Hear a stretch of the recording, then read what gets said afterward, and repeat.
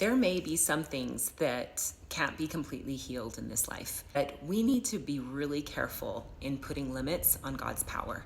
There was a great harm towards me that I had forgiven, I decided, but I just knew that complete healing, complete resolution wouldn't happen until a life hereafter.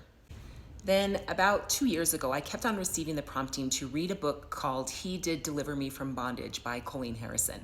I resisted. I didn't really want to read it, but I slowly studied through it over the course of a year. It wasn't until chapter 8 that I realized why I was supposed to read it. In that chapter, the author shares a dream that she had. She was walking towards the pearly gates, even though she was wounded from the scars of life. She was so excited to finally meet her maker. There was a man walking up ahead of her, and she called out to him like, "Hey, let's go to the gates together." He turned around. He couldn't see her, but she could see him.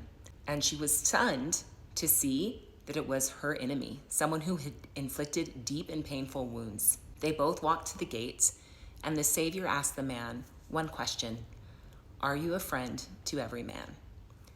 He looked to her and said, "I'm willing to be." She questioned herself.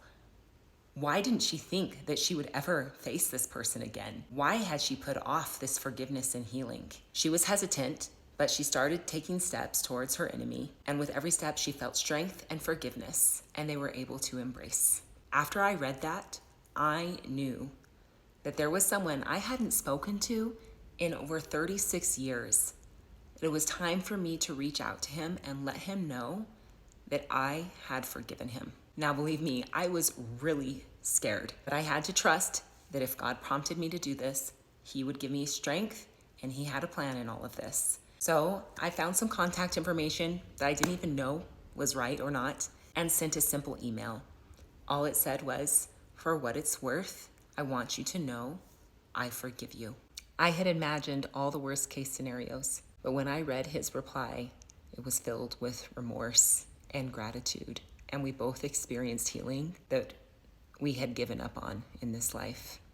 There is nothing too great that the Lord cannot help us heal and forgive.